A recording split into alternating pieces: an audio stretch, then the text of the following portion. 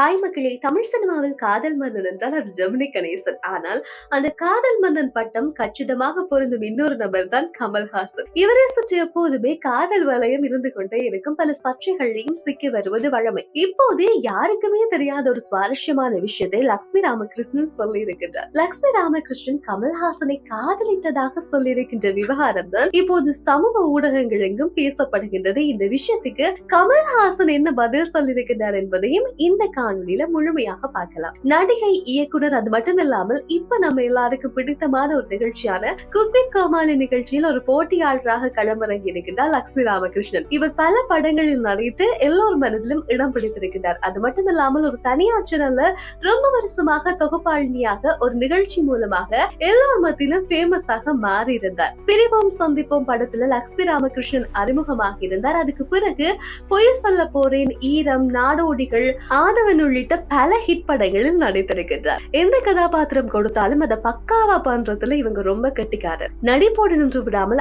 ஆரோகணம் படத்தின் மூலமாக டைரக்டராக அவதாரம் எடுத்தார். அதுக்கு பிறகு நெருங்கவா, முத்தமிடாதே, அம்மணி, ஹவுஸ்ஃபுல் போன்ற சில படங்களை இயக்கி இருந்தாலும் நடிகையாக ஜெயித்த அளவுக்கு டைரக்ஷன் பெருசாக ஜெயிக்கவில்லை.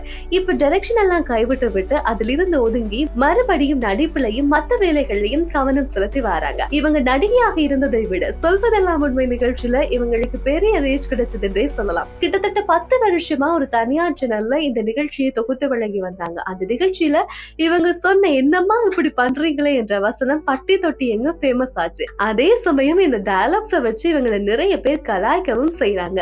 இப்ப நாங்க விரும்பி பாக்குற குக் வித் கோமாளி நிகழ்ச்சியில லக்ஷ்மி ராமகிருஷ்ணன் பங்கேற்று செம்மையா பெர்ஃபார்ம் பண்ணி வராங்க. இந்த நிகழ்ச்சியில ஒரு குட்டி காதல் கதையும் சொல்லி இருக்கிறாங்க லக்ஷ்மி ராமகிருஷ்ணன். நான் படிக்கிற காலத்துல இருந்து கமல் சாரோட தீவிரமான ரசிகை. அவர் ரொம்ப காதலிச்சேன். சினிமாவுக்கு வந்த பிறகு அவரை நேர்ல சந்திக்கிற ஒரு வாய்ப்பு கிடைச்சது. அப்ப என் மனசுல இருந்த காதல அவர்கிட்ட சொன்னேன். ஆனால் கமல்ஹாசன் இதுக்கு என்ன பதில் சொல்லி இருக்கிறார் தெரியுமா? தங்கச்சின்னு சொல்லி பெரிய டிஸ்டையே கொடுத்துட்டாராம்னு லக்ஷ்மி ராமகிருஷ்ணன் சொல்லி இருக்கிறார். இதை கேட்ட நெட்டிசன்கள் கமல் சார் நல்ல தெளிவாவே முடிவெடுத்திருக்கிறாங்கன்னு கமெண்ட் செய்து வருகிறாங்க. இதை பற்றி உங்களோட கருத்து என்னன்றதை மறக்காம கமெண்ட்ல சொல்லுங்க. இந்த வீடியோ உங்களுக்கு பிடிச்சிருந்தா லைக் பண்ணி கமெண்ட் பண்ணுங்க. மறக்காம சேனலை சப்ஸ்கிரைப் பண்ணுங்க. மற்றும் ஒரு வீடியோவில் சந்திக்கலாம்.